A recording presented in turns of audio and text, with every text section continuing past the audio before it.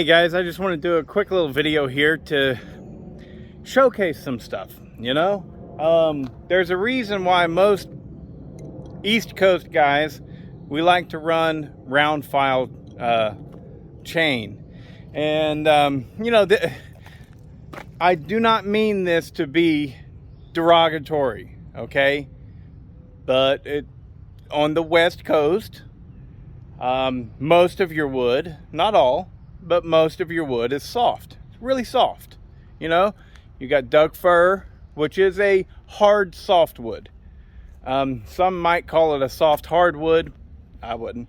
So you got ponderosa, you got cedar, a lot of cottonwood out Midwest and over. That stuff's soft as can be. Anyways, on the East Coast, we tend to have really hard shit.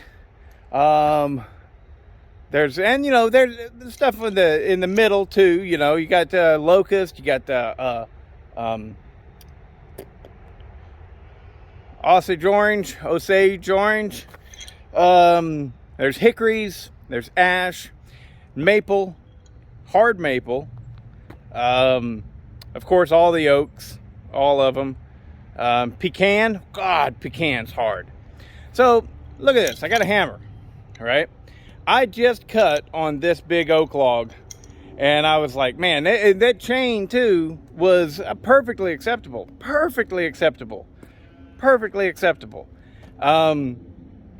It was fine. It was a steel RS chain, and it hadn't been sharpened by me, but it was sharpened by somebody else. But I put it on the saw because it was good and sharp.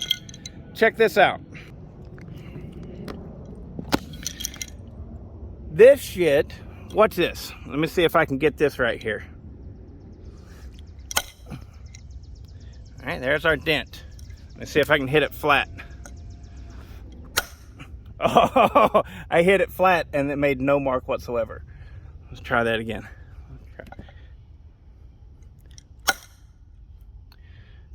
Just a little bit right there, a little bit of an indentation. That shit is hard, and I didn't even hit it in the knot. Right here, this is the branch that came off of the side of it. I didn't even hit it there, Now, let's check this out.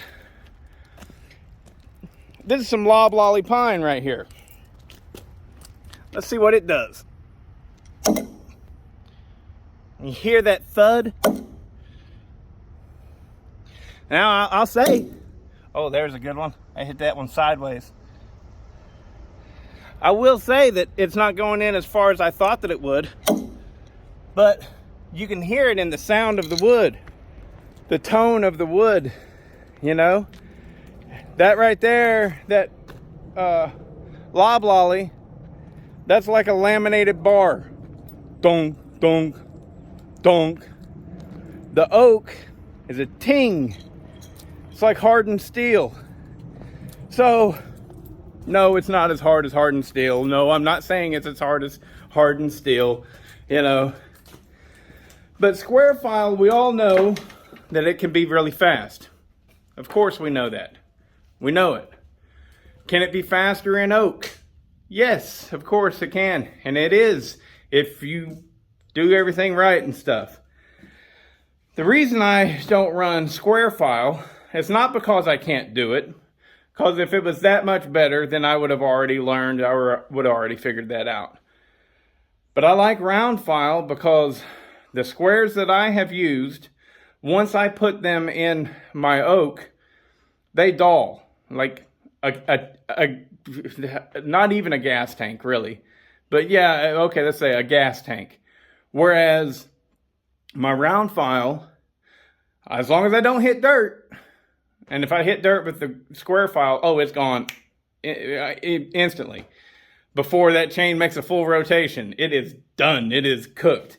But as long as I don't hit dirt with my round file stuff, I can run a round file, probably like 8 or 10 tanks before I have to sharpen it, I mean, you can get a lot of use out of the round file stuff.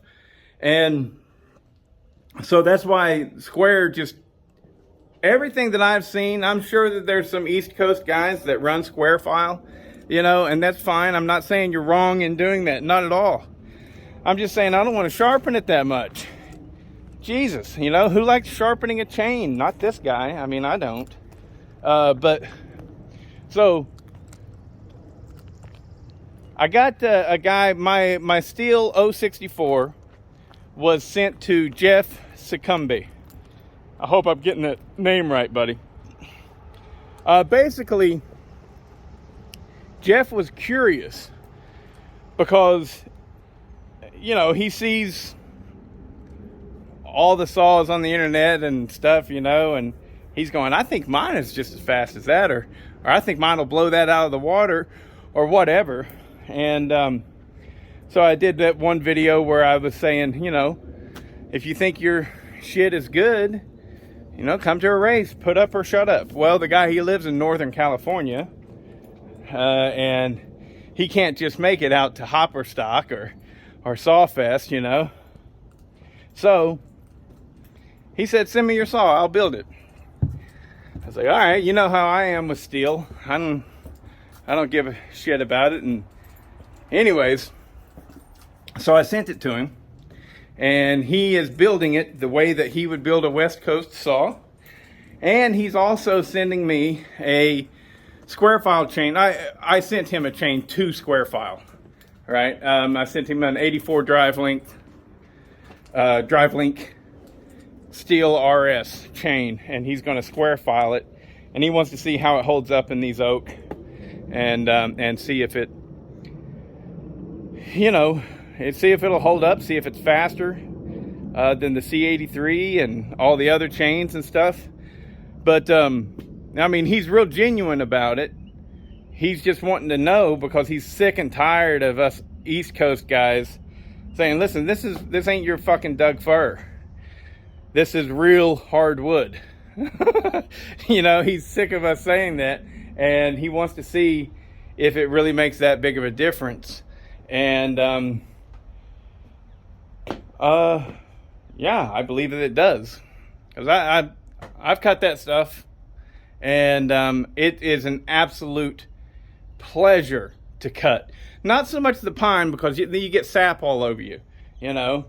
But like whenever I went on that job with Randy, all I was cutting was Ponderosa pine, and as long as the chain was good and sharp, it would stay good and sharp forever. And it was just cutting like butter. It was wonderful, you know. It was really nice. I mean, who doesn't want to take, you know, what usually would take you 20 or 30 seconds to get through that cut, and you're getting through it in 10 or 15 seconds now. You know, yeah, it feels good. It makes you feel like your chainsaw is an absolute rock star. It makes you feel like you're an absolute rock star, and it's excellent. So I like cutting that stuff, but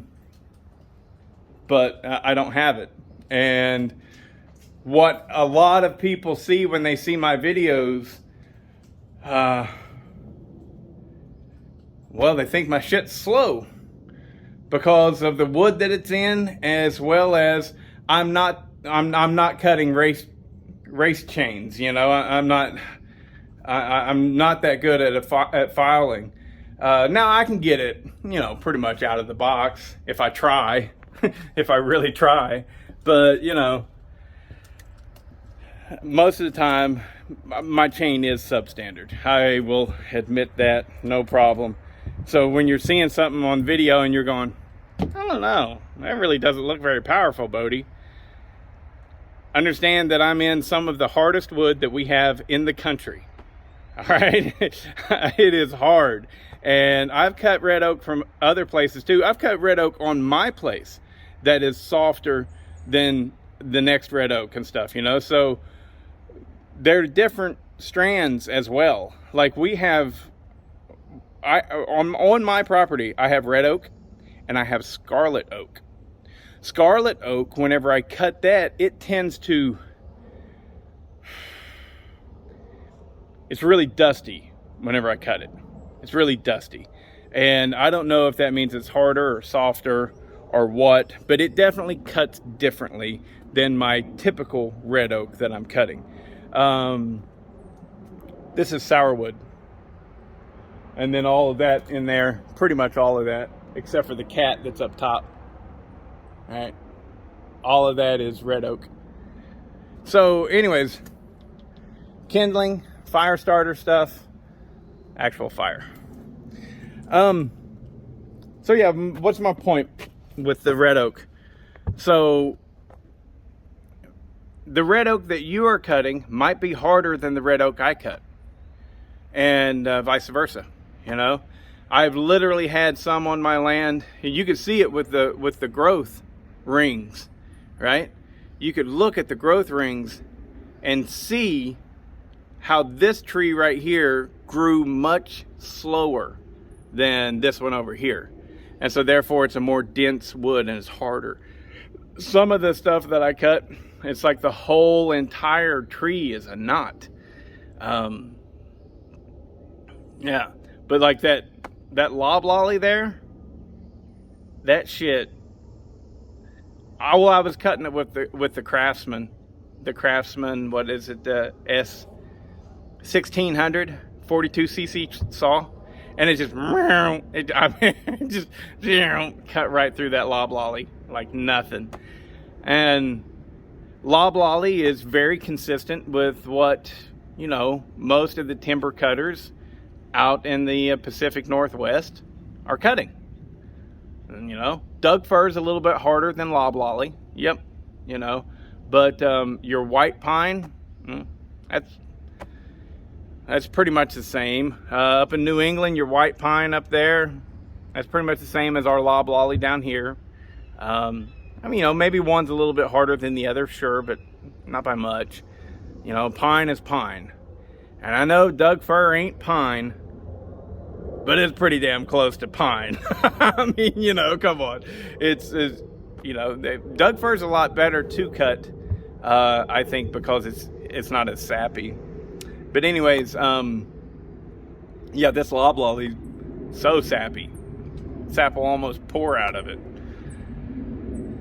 But yeah, that's it. And white oak, oh, don't even get me started on white oak. White oak is, on that Janka scale, white oak is like 1700 or something like that, whereas the red oak is like 1200. Doug fir is like 600, I think, and just like white pine or just all the other just regular pine type stuff is like 400. You know, so it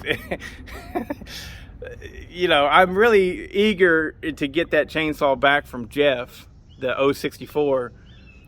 Number one, to see how good he ported it and everything, and I'm sure it's going to be a good job, good smash up job. But that chain, I'm really going to be interested in that chain as well, you know, because yeah, you look up his channel. Oh, I haven't mentioned it. It's called Leave Nothing Stock. There's spaces in between every word. Leave Nothing Stock. And put in Leave Nothing Stock 064 or Steel. I think he's got a 661 on his channel that he built. So he's a real small channel, so it's hard to find him, you know. But whenever you see that channel, Leave Nothing Stock, and he's running like a Steel MS 661, he's got a 500i that he's done some port work to and things like that. You'll know that it's him. And his stuff looks blazing fast. And I'm sure that it is just as fast as anything that I would build, just as fast as the saws that are on my channel, and just as strong and powerful and blah, blah, blah. But it looks much faster because, well, he's cutting cedar or Doug fir or whatever. And I'd be really interested to see how well his square grind cuts in my red oak, because we're gonna put it in a big old section like that over there later.